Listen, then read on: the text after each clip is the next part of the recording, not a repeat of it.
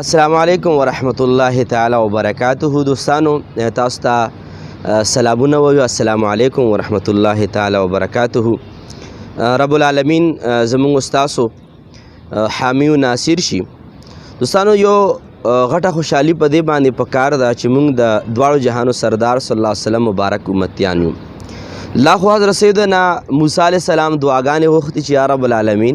ما د نبی پاک مبارک په امتیانو کې شمار کې، یا حضرت عیسی علیہ السلام مبارک دعاګانې غوښتي چې یا رب العالمین ما د حضور نبی کریم صلی الله علیه وسلم مبارک په امتیانو کې شمار کا. او مونږه د نبی پاک مبارک په امتیانو کې د رب العالمین په فضل او کرم سره شمار شوي او راغلي او په دې باندې لاک لاک شکر ادا کوو هم کمه ده. د هغې عظیم هسته مبارک کې به مونږ څه خبرې کوو چې کومې هسته په امتوالی باندې مونږه فخر کو چې هغې مبارک هسته مونږه امتیانو او هغې مبارک زمونږه پیغمبران دی او نبی پاک مبارک زمونږه دی، زمونږ رسول پاک صلی الله علیه وسلم مبارک دی. مسند احمد شریف کی یو حدیث مبارک دی دوستانو. سرور دو عالم صلی الله علیه وسلم مبارک په سفر باندې روان دی. حضرت سیدنا یعلا بن مره یو عظیم صحابی رسول دی، هغه فرمایي چې موږ نبی پاک سره په سفر باندې روانو. مونږ په لار کې څه پړاو واچولو، څه دمم کوله، څه آرام هم کولو. اصحابه کرام مختلفو ځایونو کې د خپل آرام دپاره ځایونه برابر کړل. نبی پاک مبارک هم په یو ځای کې آرام فرما شو. حضرت سیدنا یعلا بن مره رضی الله تعالی عنہ فرمایي چې ما وکتل یو ناشنا کار چې یو ونې خپل جر ډېر راماتې کې او په ځمکه کې روانه شوه تر دې پورې چې نبی پاک مبارک له راورسېده. فخشیته دغې ونې نبی پاک مبارک ټول په ټوله باندې راپټ کړو. څه وخته پورې ولاړه وه او هغې نه بعد ونه واپس په خپلې تنې سره روانه شوه او چې د کم ځای نه راغلې وه په همغه ځای کې ودرېده. چې کله حضرت یعلا بن مره رضی الله عنه فرمایي چې نبی پاک را بیدار شو خوب نه، ما عرض وکړو یا رسول الله سلم ما خو ډېر عجیبه او ناشنا کار ولیدو او هغه دا چې یو ونه را روانه وه او تاسو له راله او تاسو باندې سورې کو، څه وخته پورې ولاړه وه او واپس لاړه، یا رسول الله سلم دا څه کیدی شي؟ نبی پاک صلی الله علیه وسلم مبارک ولا جواب ورکوي. خو د جواب نه وړاندې صرف یو خبره عرض کومه دوستانو چې وده خلک د ویښو نه پوښتنه کوي چې څه حالو، څه کیدی شي، څه وشول، څه روانو. خلک د ویښ خلک د ودو نه پوښتنه نه کوي چې دا څه صورتحال دی. په دې ځای کې دغه چې کوم قانون دی چې ویښو خلکو نه اوده خلک پوښتنه کوي، ویښ د ودو نه پوښتنه نه کوي د حالاتو واقعاتو معلومولو دپاره. د دې قانون په خلاف باندې حضرت یعلا بن مره چې ویښو د اوده نبی پاک مبارک نه پوښتنه کوي یا رسول الله سلم دا څه صورتحالو. نبی پاک مبارک ورته ارشاد فرمایي استأذنت ربها ان تصلي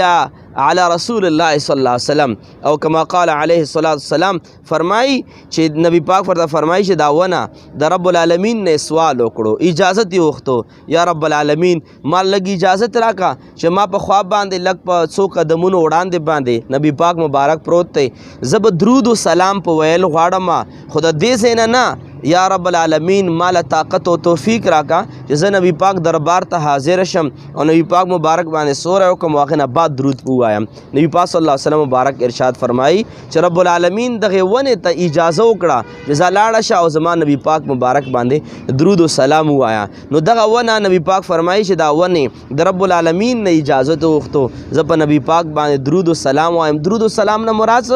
درود شریف ووایم. نو هغه ونه راغله او نبی پاک مبارک باندې درود شریف ویلا او واپس ونه لاړه. هغه ونه چې خپې نه لرلې، هغه ونه چې عقل پکې نه و، هغه ونه چې سترګې پکې نه وي، هغه ونه چې زبان پکې نشته، خو چې کله د نبی پاک مبارک صلی الله علیه وسلم سره د مینې د محبت خبر راشي، د نبی پاک د درود او د سلام خبر راشي، کله نبی پاک صلی الله علیه وسلم سره د نسبت خبر راشي، نو رب العالمین مونږ ته ښایي او مونږ ته خپل قدرتونه دا ښایي چې زما نبی پاک باندې صرف یوازې مسلمانان امتیان درودونه او سلامونه او درود شریف نه وایي، بلکې زما په نبی پاک باندې زم درود وایم، زما فرشتیم درود وایي او ونې بوټي هم د نبی پاک مبارک ذکر کوي درود شریف وایي او د درود شریف لرې نه بلکې نبی پاک دربار لونه راغله او نبی پاک مبارک باندې درود و سلام ویلو نه خپې وې چې راغلی وی خو الله پاک خودنه دا کوله چې د چا خپې نشته هم خو نبی پاک مبارک د دربار سلام زړه او امید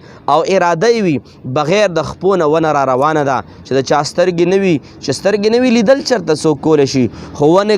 کې هغه کم ادراک و چې نبی پاک یې پېژندلو نبی پاک یې لیدلو نبی پاک مبارک باندې درود و سلام ویلو او د کمال خبره دا ده چې په هغې میدان و پړاو کې ګڼ شمېره صحابه کرام چیر چاپېره پراتو تشریف فرماو خو ونه چېرته غلطه نه شوه چې ابوبکر صدیق صاحب له لاړه شي عمر فاروق صاحب له لاړه شي نه ونه کې الله پاک دا ادراک اچولی و چې دا څومره خواږه صحابه پراته دي دا غلامان د نبی پاک مبارک دي او کومه دا هستی ده نو دا هستی د رب العالمین نبی او رسول دی ځکه نبی پاک فرمایي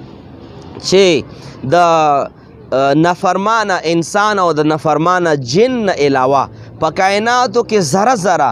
په دې دا باندې پویه ده او په دې باندې علم دی ورسره چې انی رسول الله صلی الله علیه وسلم چې زه د الله رسول یم هر ذره په دې باندې قایله ده ګواه ده او علم دی ورسره چې حضرت محمد صلی الله علیه وسلم د الله رسول دی د دغې نبی الحمدلله مونږ امتیانو د دغې تمام احادیث مبارکه او سره د تشریحاتو نه مونږ ته دوه خبرې معلومې شوې یو خبره دا معلومه شوه غټې دوه خبرې یو دا معلومه شوه چې درود و سلام له زور ورکول پکار دي درود شریف ویل پکار دي او څومره درود شریف ډیر درود شریف او ډیر درود شریف چې انسان په هزارها بار ووایي دام تقریبا د نبی پاک مبارک په دربار کې د وړاندې کېدو دپاره کم دی خو څومره درود شریف ویلی شي دوستانو د نن د دغې ویډیو